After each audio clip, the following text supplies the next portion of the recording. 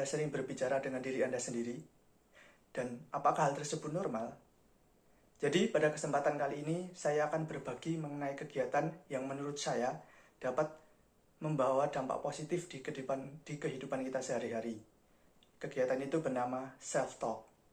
So, sebenarnya secara tidak sadar, kita sering berbicara dengan diri kita sendiri.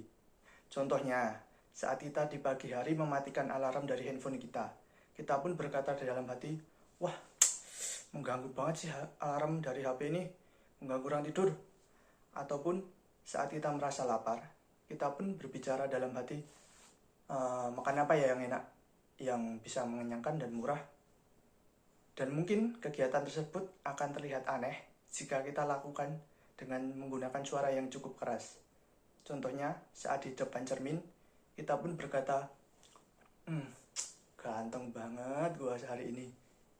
Dan tentunya hal tersebut akan membuat kita malu saat tertangkap basah oleh orang lain kita sedang berbicara sendiri. Karena apa? Karena mungkin orang lain menganggap kita memiliki gangguan kejiwaan. Jadi, apakah self-talk itu sendiri hal yang normal?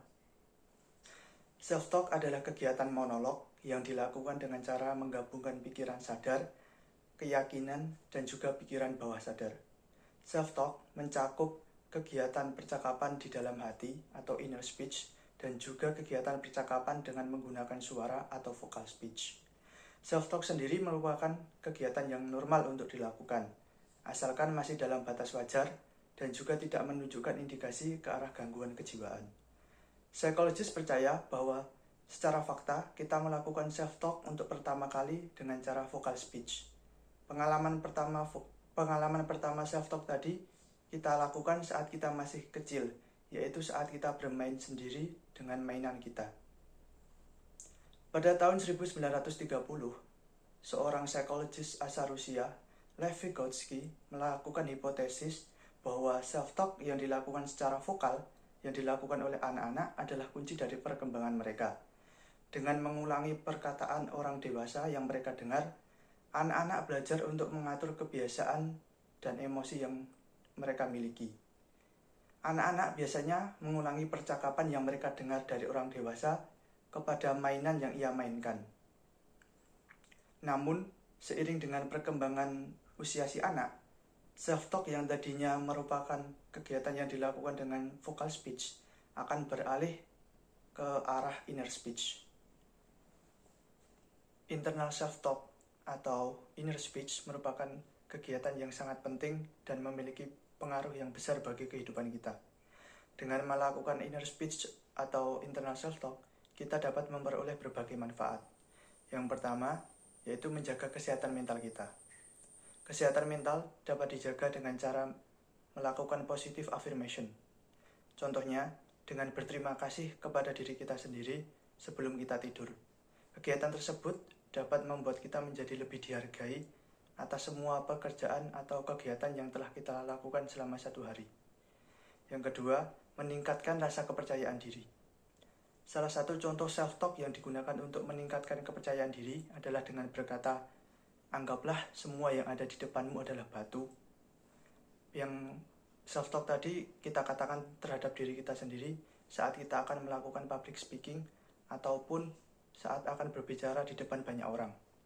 Tujuan dari self-talk tadi adalah untuk mengurangi rasa nervous dan menghilangkan rasa malu yang sedang kita alami. Yang ketiga yaitu self-talk dapat bermanfaat untuk membantu kita mencapai tujuan ataupun goals yang ingin kita capai.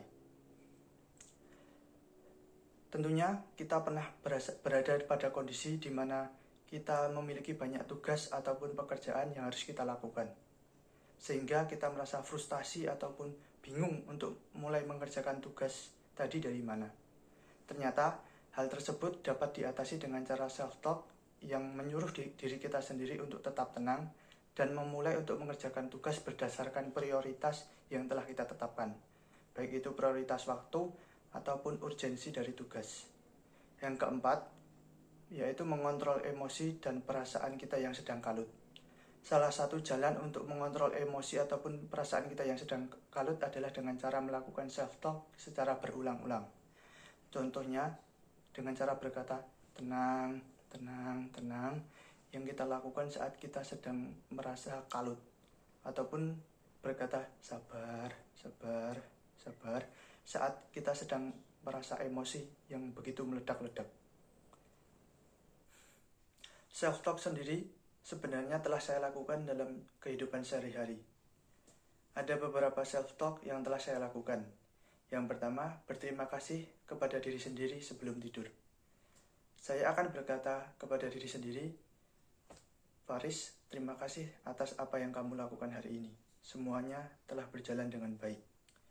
Self-talk tadi akan membuat saya menjadi lebih bahagia dan tentunya saya akan menjadi merasa lebih dihargai atas setiap pekerjaan yang saya lakukan pada hari itu. Yang kedua, menenangkan rasa cemas. Apabila saya sedang merasakan cemas yang berlebih ataupun sedang overthinking, maka hal yang saya lakukan adalah duduk ataupun berdiri dengan tenang. Kemudian saya akan berkata kepada diri sendiri, Faris, tenang, tenang. Perkataan tadi akan saya ulang-ulangi berkali-kali hingga rasa cemas ataupun overthinking saya mereda. Yang ketiga adalah mencari inspirasi. Saat saya sedang bingung ataupun memerlukan inspirasi, maka saya akan bertanya kepada diri saya sendiri. Contohnya, ide apa ya yang dapat saya jadikan bahan untuk menulis esai? Pertanyaan tadi akan memancing inspirasi dan ide-ide di otak saya untuk bermunculan, ataupun juga dapat memancing hal-hal apa yang sekiranya perlu saya lakukan agar pertanyaan tadi dapat terjawab. Yang keempat, menghargai setiap usaha yang telah saya lakukan. Saya akan menghargai setiap usaha yang saya lakukan walaupun hasilnya kurang memuaskan. Contohnya, saat saya mendapat nilai ujian ataupun tugas yang kurang memuaskan, maka saya akan berkata, tidak apa-apa, yang penting telah berusaha. Jadi, berdasarkan apa yang telah saya sampaikan tadi, saya percaya bahwa self-talk dapat membantu banyak orang. Self-talk dapat membantu orang yang memiliki rasa cemas berlebih. Self-talk dapat membantu orang untuk meningkatkan rasa percaya dirinya. Dan juga self-talk dapat membantu orang untuk mencapai tujuan atau goals yang ia miliki.